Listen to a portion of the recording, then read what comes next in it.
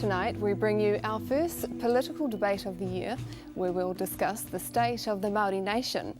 But first, a developing story. Native Affairs reporter Ruwani Perera and cameraman Jacob Bryant are two of 20 people who have been detained by Israeli authorities, now en route to Israeli port of Ashdod. Our Native Affairs team were observers on board the Metiria, a Swedish fishing vessel en route to Gaza as part of the Freedom Flotilla 3. The aim of the flotilla was to break the Israeli blockade on Palestine. The boat, carrying solar panels and medical supplies, also had on board activists, international politicians, including the former Prime Minister of Tunisia and members of the international media. 3 Israeli Navy vessels began tailing the Metiria while still in international waters close to Egypt. Communications with the vessel ceased earlier today, and we've been unable to reach Ruwani since the vessel was intercepted. The Israeli president has commended the actions of his navy, saying the flotilla is nothing but a demonstration of hypocrisy and lies. Meanwhile, our Ministry of Foreign Affairs has issued a statement saying they are aware of 2 New Zealand journalists on board the intercepted vessel and advised the pair to obey all instructions issued by the local authorities. Well, joining us now to discuss this issue is Roger Fowler from Gaza. Tēnā koe. Kia ora. Your organisation helped facilitate Native Affairs crew to get on the Metiria as observers. What's the latest? Well, the latest that I understand, and as your introduction said, there's been a media and communications blackout imposed on the situation after the hijacking of this peaceful civilian boat in the middle of the international waters. I understand that the passengers will most possibly be on a naval vessel, Israeli vessel, and heading to the nearest port, which is Ashdod in Israel, possibly some 12 or more hours away.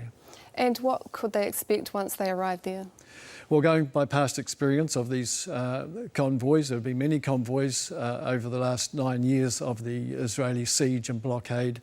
They would expect to be detained, all their equipment to be stolen, and possibly to be deported quite smartly. In 2010, the first flotilla ended in deaths of 9 activists. How serious is the situation, for the people on that boat? It's a pretty serious situation, but times have changed since those days. Israel, because of its barbaric, bellicose nature, has become more and more isolated and has lost friends left, right and centre. But on the other hand, the Palestinians have gained more friends and, with many nations and bodies recognising Palestine.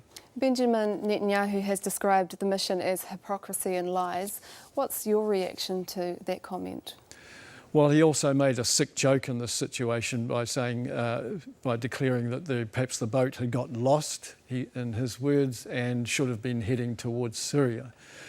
But however, Israel has really set the benchmark for barbarism in the area, and many other despots and dictators, such as the one in Syria, such as in Egypt as well, and even ISIL, are really copycats of the Israeli occupation and siege and brutality. What can we expect our government to be doing?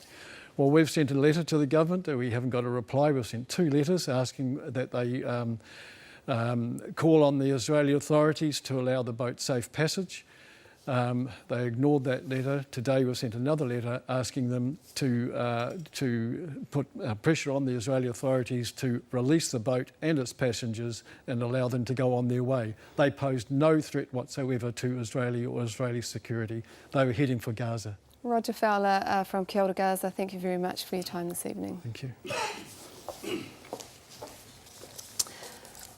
Well, joining me in the studio to debate the hot topics of the moment are the Māori Party, the Minister for Māori Development, Ururoa Flavell, the co-leader of the Green Party, Metiria Turei, the leader of New Zealand First, Winston, Nanaia Mahuta, Labour Party spokesperson for Māori Affairs and Treaty Settlements, and we invited a number of senior National MPs, both Māori and non-Māori, none of whom made themselves available. So let's get straight into it. So I'm going to carry on from that conversation there with Roger Fowler from Gaza.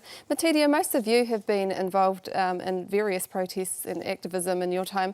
Do you support the direct action, you know, like the Freedom Flotilla to Gaza? Oh, absolutely I do, and so do the Greens. And we have to remember people are putting their lives on the line to highlight the Israeli government's oppression of the Palestinian people.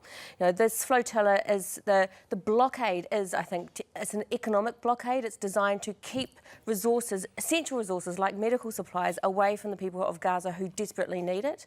The New Zealand government needs to be sending a very strong message to the Israeli authorities that not only should the New Zealanders be returned unharmed and immediately, but their property should also be returned to them, and that all of those who are on the flotilla should be able to safely sail to Gaza to be able to deliver the medical supplies they have on board. Minister Ururoa, Native Affairs has covered Indigenous stories around the world, Brazil, Australia and the Pacific. Do you support Palestinians' call for tino rangatiratanga? Yes, I do. And the notion about protest, you know, to our people is not unfamiliar. What I've tried to do is focus on the ones that the two reporters from Māori Television have been in touch with the Minister's office today to see how they're doing.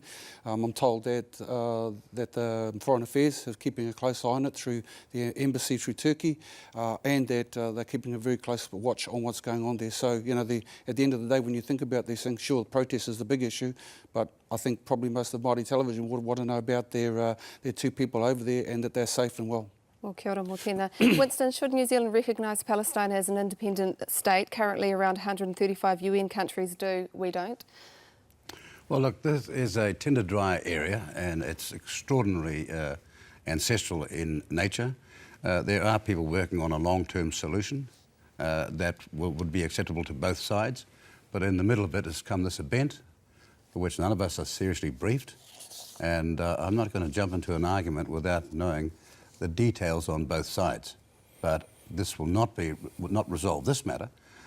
There are people trying to get past the present impasse that's gone on now for decades and trying to bring it to resolution, and that's what we in New Zealand First, and I believe indeed the government supports.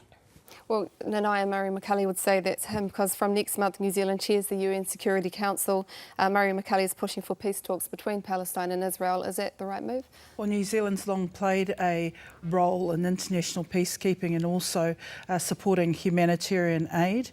So that's an important role that we have to continue on the Security Council. On the particular though, it's the first priority must go to those who have been detained and in particular those New Zealanders who are over there.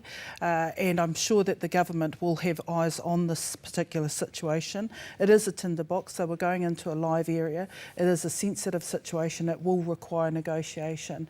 But we cannot get away from the fact that an independent Palestinian state, which Labor has supported, I think we first voiced it in 2005, is a matter of negotiation, and it will require an ongoing effort to look for a solution there in Gaza. When 135 other UN nations acknowledge it as an independent state, why don't we? Well, that's a matter for the government to respond to. Certainly Labor's had a position in this space. We have continued to play an important role in terms of our international messaging that the best way that New Zealand can support the situation in Israel and between Palestine and Israel is in actual international peacekeeping and finding a resolution that is able to be implemented well.